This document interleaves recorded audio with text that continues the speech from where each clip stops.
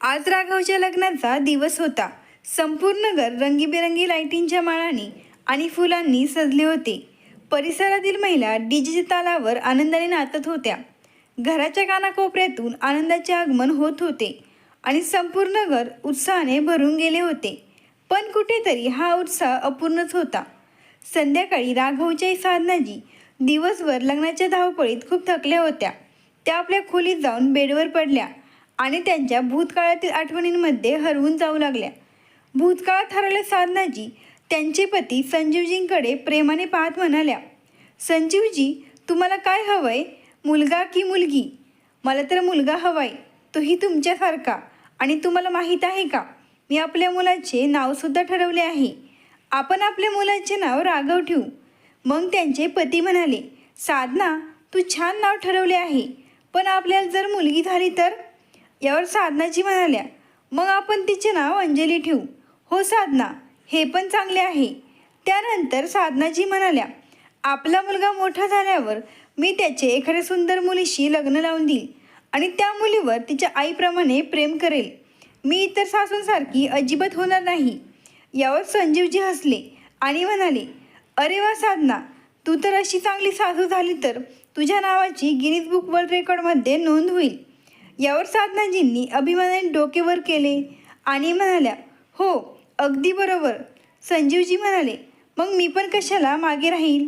तू बघत राहा, मी सुद्धा माझ्या सुनेवर मुलीसारखं प्रेम करेन आणि तिचे सर्व लाड पुरवेल. संजीवजी आणि साधनाजी रोज आपल्या मुलाबद्दल आणि सुनेबद्दल बोलायचे आणि अनेक स्वप्ने सजवायचे. भूतकाळाच्या आठवणींमध्ये बुडलेल्या साधनाजी मनात विचार करू लागल्या, आपल्या मुलासाठी, सुनेसाठी आणि कुटुंबासाठी आपण कोणती कोणती स्वप्ने पाहिली होती. पण स्वप्नांचा संसार पूर्ण होण्याआधीच उद्ध्वस्त होईल याची मला जरासुद्धा कल्पना नव्हती. आज आपल्या मुलाचे लग्न झाले, पण तुम्ही सोबत नाही. तुमच्याशिवाय आनंदाचा दिवस आनंदासारखा वाटला नाही. हा विचार करत असताना साधना यांच्या डोळ्यातून अश्रू येऊ लागले. साधनाजी त्यांच्या भूतकाळाच्या आठवणीमध्ये हरवले असताना अचानक राघव त्यांच्या रूममध्ये आला आणि त्यांना म्हणाला, आई, मी तुला घरभर शोधत आहे आणि तू इथे बेडवर येऊन पडली आहेस. बाहेर सर्व पाहुणे गप्पा मारत आहेत. चल, तू सुद्धा चल. मग राघवला आईचे अश्रू दिसतात तो तिच्या बाजूला बसला आणि तिच्या खांद्यावर हात ठेवत म्हणाला, आई, तुझ्या डोळ्यात अश्रू आहेत? पण पुढच्या क्षणी दोघांनीही एकमेकांशी न बोलता एकमेकांच्या भावना समजून घेतल्या आणि एकमेकांच्या गळ्यात पडून रडू लागले. मग आईला गप्प करत राघव म्हणाला, आई, बाबा आपल्यासोबत नसले तरी त्यांचे आशीर्वाद नेहमीच आपल्यासोबत आहेत. मी तर बाबांना आजपर्यंत कधी पाहिले नाही, तरीही मला असे का वाटते की ते सतत माझ्या आजूबाजूलाच आहेत. आई, आता तू शांत हो. ते कुठेही असले तरी ते नेहमी आपल्यासोबत आहे. चल आई, बाहेर सगळे तुझी वाट पाहत आहे. राघव त्याच्या आईला सांत्वन देतो आणि तिला बाहेर घेऊन जातो. साधनाजी आणि संजीवजी यांची पहिली भेट ते कॉलेजच्या प्रोजेक्टसाठी एका अनाथ आश्रमात गेले होते, तेव्हा तिथे त्यांची भेट झाली होती. संजीवजींना शिक्षणासोबत सोशल वर्कमध्ये खूप इंटरेस्ट होता. ते दोघेही वेगवेगळ्या कॉलेजमध्ये शिकत होते. पण योगायोग असा की त्यांच्या कॉलेजच्या प्रोजेक्टसाठी आपापल्या ग्रुपसोबत ते एकाच आश्रमात आले होते. संजीवजी तिथल्या मुलांना काही खाद्यपदार्थ आणि पुस्तके वाटत असताना त्यांची ओळख झाली होती. त्यावेळी दोघेही कॉलेजच्या दुसऱ्या वर्षाला शिकत होते.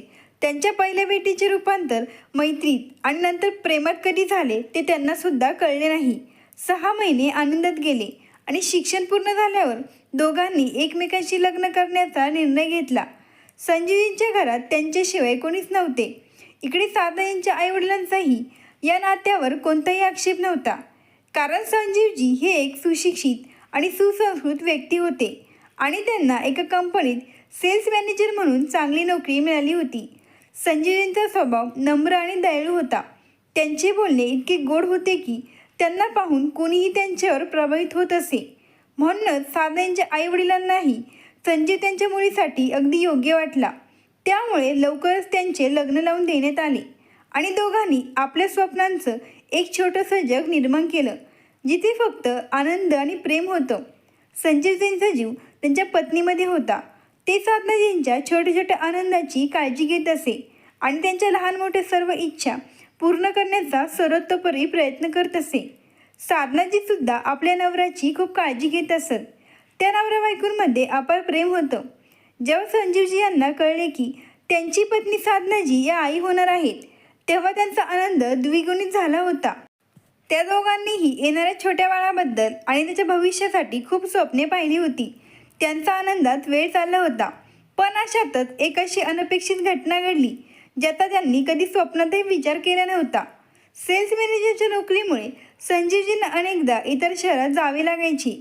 असेच ते एके दिवशी आपल्या कामानिमित्त दुसऱ्या शहरात गेले होते. संध्याकाळची वेळ होती. रस्ता ओलांडत असताना एका भरधाव ट्रकने संजीवजींना धडक दिली आणि ट्रक ड्रायव्हर ट्रकसह पसार झाला. संजीवजी तिथे रोडवर वेदनेने ओरडत होते. अचानक त्यांच्या भोवती जमाव जमला आणि त्याच गर्दीतल्या एका दळवी व्यक्तीने ॲम्ब्युलन्सला फोन करून त्यांना दवाखान्यात नेले. ट्रकची पुढची चाक त्यांच्या एका पायावरून गेल्यामुळे डॉक्टरांना त्यांचा एक पाय कापावा लागला. जेव्हा संजीवजी शुद्धीवर आले तेव्हा त्यांना समजले की आपण अपघातात आपला एक पाय गमावला आहे. त्यामुळे ते वेड्यासारखे ओरडले आणि वेदनेने रडू लागले. डॉक्टरांनी त्यांना कसे तरी शांत केले. त्यानंतर डॉक्टरांनी त्यांना खूप समजावून सांगितल्यानंतर त्यांनी मोठ्या कष्टाने पुढील उपचारासाठी आपली मानसिक तयारी दर्शविली. तिकडे नियोजित वेळेनंतरही संजीवजी घरी न आल्याने साधनाजी चिंतेत पडल्या होत्या. त्या काळात मोबाईल फोन वगैरे नव्हते, फक्त टेलिफोन होते आणि साधना यांचे नशीब चांगले होते की त्यांचे पती सेल्समन मॅनेजर असल्यामुळे त्या काळातही त्यांच्या घरात टेलिफोन होता. या अपघाताची त्यांना पुसटसुद्धा कल्पना नव्हती. कधी त्या भिंतीवरच्या घड्याळाकडे बघायच्या तर कधी दाराकडे पाहायच्या. बाहेर धो धो पाऊस चालू होता. पावसाळ्याच्या दिवसातही त्यांचे अंग घामाने भिजले होते. रात्रीपर्यंत संजीवजी घरी परतले नाहीत. तेव्हा त्यांनी त्यांच्या ऑफिसमध्ये फोन करून चौकशी केली. तिथून त्यांना काही विशेष माहिती मिळाली नाही. साधनाजींनी पहाटे फोन करून त्यांच्या आईवडिलांना बोलावून घेतले आणि ते संजीवजींचा वेड्यासारखा शोध घेऊ लागले. त्यांनी फोन करून संजीवजींच्या सहकाऱ्यांना आणि त्यांच्या सर्व मित्रांना विचारले. त्यानंतर पोलिसात हरवल्याची तक्रार नोंदवली. एवढीच नाही तर संजीवजी कंपनीच्या कामासाठी ज्या शहरात गेले होते त्या शहरातील पोलिसांकडेही चौकशी केली. पण संजीवजींचा काहीच पत्ता लागत नव्हता. अशातच साधनाजींना संजीवजींचा शोध घेत आता 15 दिवस झाले होते. तर तिकडे 15 दिवसांच्या उपचारानंतर संजीवजी आता व्हीलचेअरवर बसत होते. पण त्यांच्या पायाच्या जखमा ओल्या होत्या. ते आपल्या एका पायाकडे बघत खिन्नपणे विचार करू लागले की अरे देवा, नियतीने माझ्यावर काय अन्याय केला आहे. आता मी काय करू, कुठे जाऊ? जर मी अशा अवस्थेत घरी गेलो तर मला पाहून साधनाला धक्काच बसेल आणि याचा परिणाम तिच्या पोटात वाढणाऱ्या बाळावर होईल. नाही, मी घरी जाऊ शकत नाही. मला आयुष्यावर माझ्या पत्नीचे ओझे बनून तिचे आयुष्य खराब करायचे नाही. मी अशी चूक कधीच करणार नाही. साधनासाठी आणि आमच्या होणाऱ्या मुलाच्या कल्याणासाठी हा कठीण निर्णय मला घ्यावाच लागेल. साधना खूप हुशार आणि धाडसी आहे. ती कशी तरी आमच्या होणाऱ्या मुलाचा सांभाळ करेल आणि मग तिला हळूहळू माझ्याशिवाय जगण्याची सवय होऊन जाईल. माझ्या कुटुंबासाठी हेच चांगले राहील. असे ठरवून संजीवजी दुसऱ्या शहरात गेले आणि एका आश्रमात गुपचूप आपले आयुष्य जगू लागले. जर घरातील एखादी व्यक्ती भगवंताला प्रिय झाली तर ती व्यक्ती आता देवाघरी दुसऱ्या जगात आहे या विचाराने त्यांच्या घरातील सदस्य आणि नातेवाईक समाधानी होतात. पण साधनाजींना समाधान कसे होईल? त्यांची अवस्था जणू वेड्यासारखी झाली होती. अशा परिस्थितीत त्यांना एकटे सोडणे त्यांच्या आईवडिलांना योग्य वाटले नाही. म्हणून ते आपल्या मुलीला आपल्याकडे घेऊन आले. पण साधनाजी या धक्क्यातून बाहेर पडू शकले नाहीत. त्यांची नजर सतत दारावर असायची. दारावर हलकीशी तरी टकटक झाली तरी त्या धावत जाऊन दार उघडायच्या. संजीवजी कुठे गेले? त्यांना काही झाले तर नसेल ना? त्यांचा वाटेत अपघात वगैरे झाला तर नसेल ना? माहीत नाही ते कुठे असतील. जिवंतसुद्धा असतील की नाही माहीत नाही. असे हजारो प्रश्न सतत त्यांच्या मनात घोळत होते. अशातच या प्रश्नांच्या कोणीत गुरफटलेल्या आणि पतीची वाट पाहत साधनाजींनी 9 महिन्यांची गर्भधारणा पूर्ण केली आणि मग राघवला जन्म दिला. त्यांना वाटत होते की देवाने राघवच्या रूपात संजीवजींना परत केले आहे. नवरा परत येईल जी आशा त्यांच्या मनात होती ती सुद्धा आता कुठेतरी हरवून जाऊ लागली होती. आता बराच काळ उलटूनही तिकडे संजीवजी त्यांच्यासोबत झालेल्या अपघातामुळे ते अजूनही शॉकमध्ये होते. त्यांची पत्नी आणि मुलापासून विभक्त होण्याच्या दुःखात त्यांचे आयुष्य जगत होते. ती विचार करत होते की अजून किती दिवस या आगी स्वतःला जळत राहू देणार. देवाने माझा एक पाय माझ्यापासून हिरावून घेतला आहे, पण माझ्यापुढे अजून संपूर्ण आयुष्य आहे, ज्या व्हीलचेअरवर बसून घालवता येणार नाही. जर माझे शिक्षण चांगले झाले असेल तर मग या व्हीलचेअरवर बसून आयुष्य घालवण्यापेक्षा काहीतरी काम केलेले बरे राहील आणि स्वतःला त्यात गुंतवता येईल. असाच विचार करून संजीवजींनी आश्रमाशी निगडीत शेअर अँड केअर फाउंडेशनमध्ये सामाजिक कार्यकर्ते म्हणून काम करायला सुरुवात केली. तर तिकडे राघव आता थोडा मोठा झाल्यावर साधनाजींना वाटले की आपण इथे आपल्या आईवडिलांवर ओझे भरून अजून किती दिवस राहायचे. असा विचार करून राघव 5 वर्षात झाल्यावर त्या आपल्या घरी परतल्या. घरी आल्यावर संजीवजींशिवाय त्या घरात राहणं अवघड होते. संजयच्या आठवणी त्यांना रात्रंदिवस सतावत होत्या. घराच्या भिंती त्यांना खायला उठत होत्या. त्यामुळे त्यांनी ते घर विकले आणि त्या राघवला घेऊन शहरात आल्या. राघव आता 10 वर्षांचा झाला होता. त्यामुळे त्या विचार करत होत्या की अजून किती दिवस आपण आपल्या आईवडिलांकडून पैसे घेऊन राघवचा आणि माझा खर्च भागवणार. त्यामुळे त्या राघवच्या चांगल्या संगोपनासाठी आणि स्वतःचा खर्च भागवण्यासाठी एका शाळेत शिक्षिकेची नोकरी करू लागल्या. बघता बघता अशातच 25 वर्षे निघून गेले. आता राघवलाही एका मल्टीनॅशनल कंपनीत खूप चांगला जॉब मिळाला होता. जॉब मिळाल्यानंतर त्याने त्याच्या आईला शिक्षिकेची नोकरी सोडायला लावली होती. राघव ज्या कंपनीत जॉब करत होता त्याच कंपनीत प्रीतीसुद्धा काम करत होती. आज त्यांच्या लग्नाचा दिवस होता. राघव आणि प्रीतीचे लग्न पूर्ण विधीनुसार पार पडले. प्रीती अतिशय सुंदर, विनम्र आणि चांगल्या संस्कारांची मुलगी होती. ती घरात आल्यावर घरात आनंदाचे वातावरण राहू लागले होते. ती एक प्रतिवता असण्यासोबतच ती एक चांगली सून असल्याचे देखील सिद्ध झाले. साधनाजींना ती सासू नाही तर आईचा आदर देत होती आणि हा विचार करायची की सासरे तर आता या जगात नाहीत, मग निदान कमीत कमी सासूबाईंची सेवा करून पुण्य मिळवावे. ती साधनाजींची खूप सेवा करायची. त्याही तिच्यावर स्वतःच्या मुलीसारखं प्रेम करायच्या. साधनाजींच्या आवाजाने प्रीती धावत येत असे. साधनाजींना थोडासा ताप किंवा सर्दी झाली तरी ती साधनाजींना लगेच दवाखान्यात घेऊन जायची आणि त्यांच्या औषधांची खूप काळजी घ्यायची. दवाखान्यातून घरी आल्यावर त्यांना गरमागरम सूप बनवून प्यायला द्यायची, तर कधी काढा बनवून द्यायची. त्यांचं नातं सासू सुसण्यासारखं नसून आई आणि मुलीसारखं होतं. एके दिवशी बोलता बोलता प्रीती साधनाजींना म्हणाली, आई, घरात आपण तिघेच आहोत, त्यामुळे फारसे काम नसल्यामुळे दिवसभर घरात कंटाळा येतो. म्हणून मी विचार करत आहे की जर तुमची परवानगी असेल तर घरातूनच मी काहीतरी काम करेल, जेणेकरून माझा वेळही जाईल आणि कंटाळाही येणार नाही. यावर साधनाजी म्हणाल्या, बेटी, ही खूप चांगली कल्पना आहे आणि यात परवानगी कसली आली? तुला काही करायचे असेल तर चांगली गोष्ट आहे. मग प्रीती उत्साहाने म्हणाली, होय आई, शेअर अँड केअर ही एक NGO आहे जी अनाथ मुले, वृद्ध, विधवा यांच्यासाठी आणि समाजात प्रचलित असलेल्या अनेक प्रकारच्या सामाजिक वाईट गोष्टी मिटवण्याचे काम करते. मी नेटवरून सर्व माहिती काढली आहे. या NGOमध्ये नोकरीसाठी चांगली संधी आहे आणि विशेष म्हणजे आठवड्यातून फक्त एकदा किंवा दोनदाच या NGOच्या ऑफिसला भेट द्यावी लागेल आणि इतर वेळेत घरात लॅपटॉपवर काम करावे लागेल.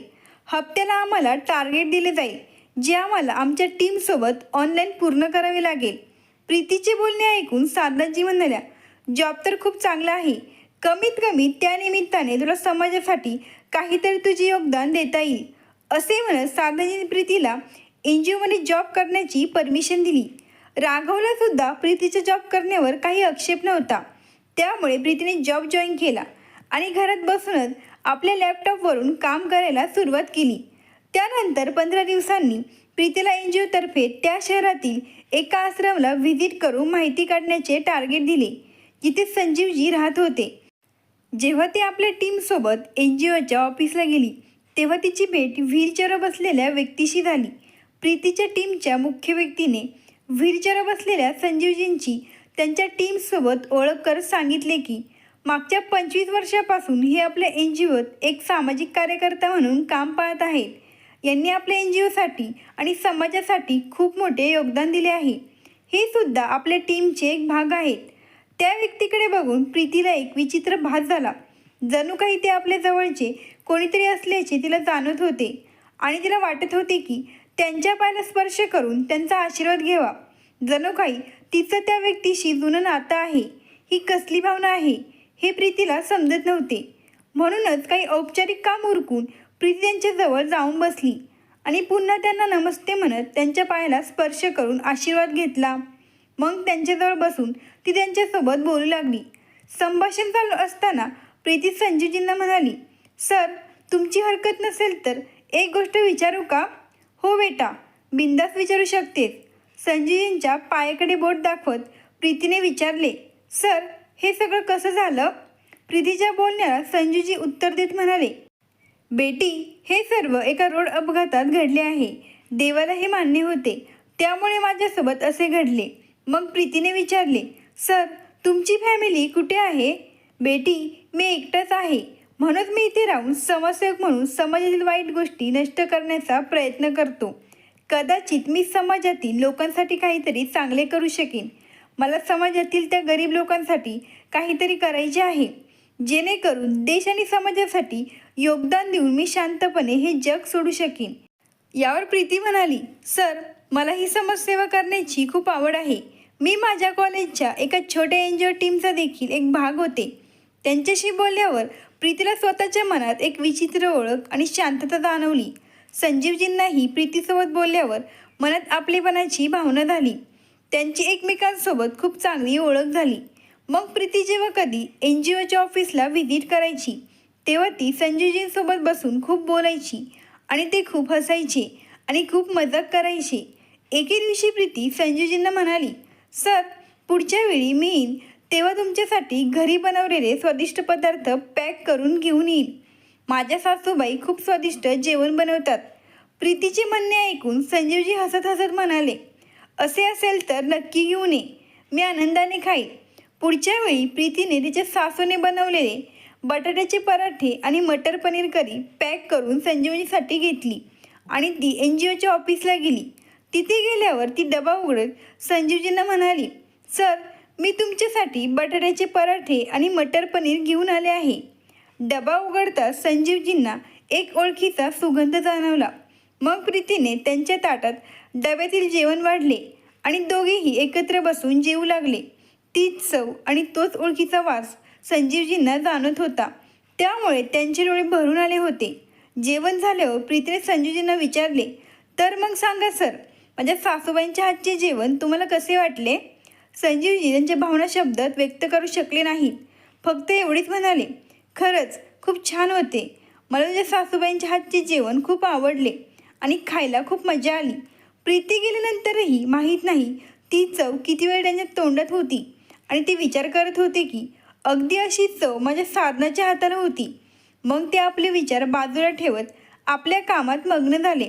साधनाजी प्रीतीला म्हणाल्या, शिल्पाला भेटून बरेच दिवस झाले, तिला भेटायचे माझे मन करत आहे. तेव्हा प्रीती साधनाजींना म्हणाली, आई, जर तुमचे मन करत आहे की मावशींना भेटावे, मग तुम्ही त्यांना भेटून का येत नाही? खूप दिवस झाले तुम्ही गेल्या नाहीत आणि शिल्पा मावशीही आपल्याकडे आल्या नाहीत. तुम्ही आजच त्यांना भेटून या, कारण आज आम्ही दोघेही घरीच आहोत. हो बेटा, तुझं बरोबर आहे, मी आजच तिला जाऊन भेटून येते. असं म्हणत साधनाजी त्यांची मैत्रीण शिल्पाच्या घरी जायची तयारी करू लागतात आणि प्रीती त्यांना मदत करते. जेव्हा साधनाजी या शहरात आल्या होत्या आणि ज्या शाळेत शिक्षिका म्हणून काम करू लागल्या त्या शाळेत शिल्पाजीसुद्धा शिक्षिकेचे काम करत होत्या. तेव्हा शिल्पाजींनी त्यांना खूप साथ दिली होती. तेव्हापासून दोघी एकमेकींच्या खास मैत्रिणी बनल्या होत्या. साधनाजींनी कपाटातून आपल्या साड्या काढून बेडवर ठेवल्या आणि प्रीतीला विचारले, बेटा, मी कोणती साडी नेसू? बेडवर पडलेल्या साडीतून हलकी गुलाबी साडी स्वतःवर लावत प्रीती म्हणाली, आई, तुम्ही ही साडी नेसून जावा, शिल्पा मावशीसुद्धा तुमच्याकडे बघतच राहतील. हो बेटा, मला सुद्धा ही साडी सर्वात जास्त आवडते. साधनाजी बेडवर पडलेल्या साड्या गोळा करून कपड्यात ठेवू लागतात. तेव्हा प्रीती त्यांना म्हणते, आई, तुम्ही तयार व्हा, इथे मी कशासाठी आहे? मी तुमच्या साड्या घड्या घालून व्यवस्थित कपड्यात ठेवून देईल, नाहीतर तुम्हाला उशीर होईल. साधनाजी साडी घेऊन तयार व्हायला जातात. प्रीती त्यांच्या साड्या व्यवस्थित कपड्यात ठेवत असताना राघव तिला आवाज देतो आणि म्हणतो, प्रीती, प्लीज माझ्यासाठी गरमागरम कॉफी बनव. त्यानंतर प्रीती किचनमध्ये जाते आणि कॉफी बनवायला लागते. साधनाजी तयार होऊन शिल्पाजींच्या घरी निघून जातात. राघवला कॉफी दिल्यानंतर प्रीती पुन्हा साधाजींच्या खोलीत जाते आणि कपाटात साड्या ठेवू लागते. तेव्हा ती विचार करते की आधी कपाटातील बाकीच्या साड्या काढून त्या पुन्हा व्यवस्थित ठेवाव्यात, म्हणून ती कपाटातून सगळे कपडे काढायला लागते. तेव्हा कपड्यांसह एक फोटो जमिनीवर पडतो. प्रीती खाली पडलेला तो फोटो उचलून कपाटात ठेवू लागते. तेव्हा तिची नजर त्या फोटोवर पडते. फोटो पाहताच प्रीतीचे भान हरपते, कारण फोटोतल्या व्यक्तीला पाहिल्यानंतर प्रीती विचार करायला भाग पडते. हे तर संजीव सर आहेत आणि ते या फोटोत आईसोबत कसे काय आहे? संजीव सर माझे सासरे आहेत का? पण आईने मला सांगितले होते की तुझे सासरे आता या जगात नाहीत. मग ती जिवंत कसे काय आहेत? हे कसे शक्य आहे? हे सर्व काय चालले आहे? माझ्यापासून काही लपवले तर जात नाही ना? प्रीती तिथेच उभी राहून स्वतःला हे प्रश्न विचारत होती. त्यानंतर फोटो घेऊन ती राघवकडे गेली. त्याच्याजवळ बसली आणि फोटो दाखवत त्याला विचारू लागली, राघव, हे फोटोतील व्यक्ती कोण आहे? राघव प्रीतीच्या हातातून फोटो घेतो आणि फोटो पाहून तो भावूक होतो आणि म्हणतो, हे माझे वडील आहेत, ज्यांना मी रोज मिस करतो. माझा जन्म होण्याअगोदरच ते आम्हाला सोडून देवाघरी गेले. पण राघव, बाबांना काय झाले होते? प्रीती, मला आईने सांगितले होते की त्यांना हृदयविकाराचा झटका आला होता. प्रीती राघवकडून तिच्या प्रश्नांची उत्तरे शोधण्याचा प्रयत्न करते, पण तिला राघवकडूनही बरोबर उत्तर मिळत नाही. राघवच्या डोळ्यात पाणी आले होते. प्रीती उत्साहाने म्हणणार होती की बाबा जिवंत आहेत, पण तिने स्वतःला थांबवले आणि ती विचार करू लागली की आधी मला कळायला हवं की नक्की प्रकरण काय आहे. आईने तर राघवपासूनही लपून ठेवले आहे. नक्की प्रकरण काय आहे हे मला स्वतःला शोधावे लागेल. मग ती फोटो त्या जागी ठेवते. संध्याकाळी शिल्पाजींना भेटून साधनाजी घरी आल्या. तेव्हा तिघेही एकत्र जेवण करत असताना प्रीती म्हणाली, आई, बाबांना काय झालं होतं? साधनाजी तोंडात घास टाकता टाकता थांबल्या आणि म्हणाल्या, बेटा, जेवताना तुला अचानक बाबांची आठवण कशी काय आली? आई, मी ते असेच विचारले. आज मला बाबांबद्दल जाणून घ्यायचे मन करत आहे. ते कसे दिसत होते? त्यांना काय काय आवडायचे? आणि त्यांना काय झाले होते? मग राघव म्हणतो, अरे प्रीती, आधी जेवण करून घे. हवे तर नंतर आईला विचार. रात्रीचे जेवण झाल्यावर प्रीती साधनाजींच्या खोलीत जाते आणि त्यांना तिच्या सासऱ्यांबद्दल विचारते. साधनाजींनी संजीवजींबद्दल जे राघवला सांगितलं होतं तेच प्रीतीला सांगतात. साधनाजींकडून सर्व काही ऐकल्यानंतरही प्रीती त्यांना हे देखील सांगत नाही की त्यांचे पती जिवंत आहेत. तिच्या मनात काहीतरी वेगळंच चालू होतं. ती विचार करते की हेच कारण होते. जेव्हा मी पहिल्यांदा बाबांना पाहिले तेव्हा त्यांच्याबद्दल मला इतकी आपुलकी का वाटत होती. आमचं घट्ट नातं आहे. ते माझे सासरे आहेत, माझे बाबा आहेत. मला आई, बाबा आणि राघवची एकत्रित भेट घडवून द्यायची आहे. पण कसे? त्यांच्या नजरेत तर ते मृत व्यक्ती आहेत. ते समोर आल्यावर आईंना त्यांचा राग येईल का? की त्यांना पाहून आई भावूक होईल? काही असो, मला संपूर्ण कुटुंब एकत्र आणायचे आहे. हाच विचार मनात ठेवून प्रीती एक प्लॅन तयार करते. यावेळी जेव्हा प्रीती तिचे सासरे संजीवजींना भेटली तेव्हा तिच्या डोळ्यात एक वेगळी चमक होती. त्यांना भेटून त्यांच्या पायाला स्पर्श करून आशीर्वाद घ्यायचं काम तर ती पहिल्यापासूनच करत आली होती. पण आज तिचा आनंद गगनात मावेनासा होता. ती तिच्या सासऱ्यांकडे खूप लक्षपूर्वक पाहत होती. मग संजीवजींची नजर प्रीतीवर पडल्यावर ते म्हणाले, बेटा, काय झालंय? माझ्याकडे असं का बघत आहेस? काही नाही सर, आजपर्यंत तुम्ही मला सांगितले नाही की तुमची फॅमिली कुठे आहे. तुम्हाला तर मुलंसुद्धा असतील. मी तुम्हाला आधीही विचारलं होतं, तेव्हाही तुम्ही मला सांगण्यास टाळाटाळ केली आणि विषय चेंज केला. पण आज तुम्हाला सांगावेच लागेल. सर, प्लीज सांगा ना. यावर संजीवजी म्हणतात, माझ्याबद्दल जाणून तू काय करणार, ज्याच्या आयुष्यात काहीच उरले नाही. आता मी माझ्या मरणाची वाट बघतोय. सर, तुम्ही या कसल्या गोष्टी बोलताय? तुमचे संपूर्ण आयुष्य तुमच्यासमोर आहे आणि तुम्ही आज अशा कंटाळवाण्या गोष्टी बोलताय. तुम्ही स्वतःच माझे प्रेरणास्थान आहात. तुमच्याकडून मी बरेच काही शिकले आहे. तुम्हाला जर काही सांगायचे नसेल तर सांगू नका, पण असे बोलूसुद्धा नका. ठीक आहे बेटी, मी असे पुन्हा बोलणार नाही.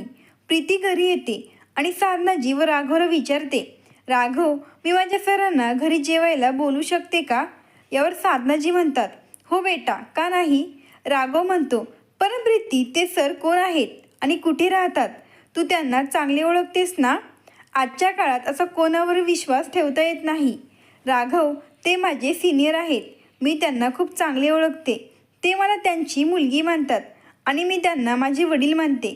साधनाजी म्हणतात, ठीक आहे बेटा, तू ते त्यांना आपल्या घरी बोलून घे. मी खूप छान पदार्थ बनवेल. यावर राघव म्हणतो, आई तू सुद्धा प्रीतीच्या बोलण्यात येत आहेस. माहीत नाही ते कोण आहेत आणि कुठे राहत असेल. असे कोणाला पण घरी बोलवशील का?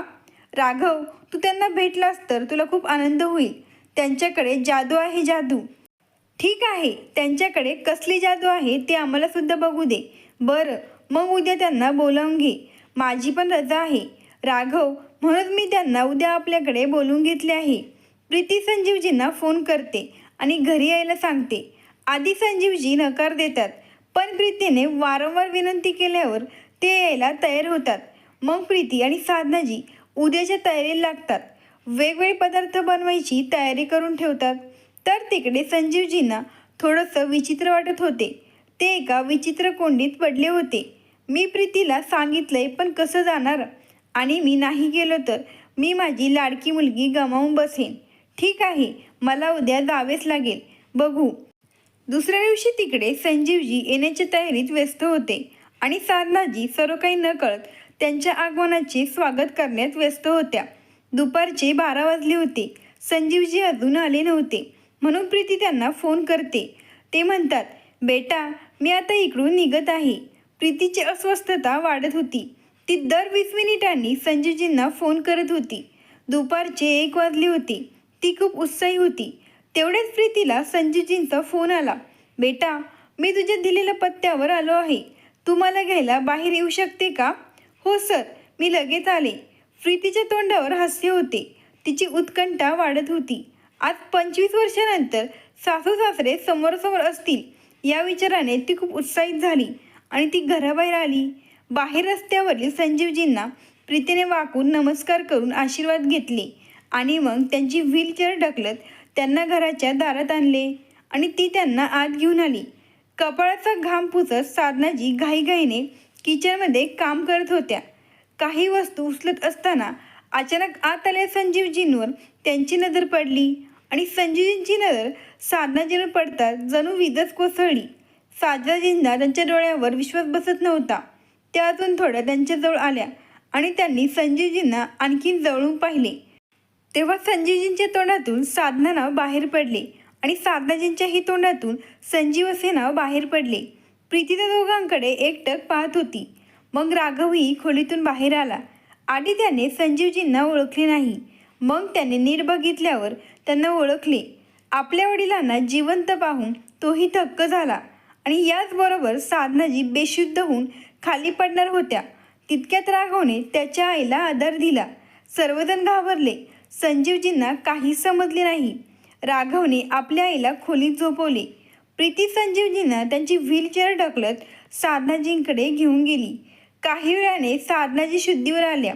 दोघेही एकमेकांकडे बघत होते. साधनाजींच्या मनात रागाचा भर पडला होता आणि प्रश्नांचा संसार होता. पण जेव्हा त्यांनी आपल्या नवऱ्याला व्हीलचेअर बसलेले पाहिले तेव्हा त्यांना त्यांच्या सर्व प्रश्नांची उत्तरे मिळाली. त्यांचा राग आता प्रेमात बदलला होता. त्यांच्या सगळ्या ओल्या तक्रारी नाहीशा झाल्या आणि त्या ढसाढसा रडू लागल्या. संजीवजींनी आपली व्हीलचेअर सरकवत त्यांना मिठी मारली आणि माफीसुद्धा मागितली. राघव आणि प्रीती तिथेच उभे राहून त्यांना बघत होते.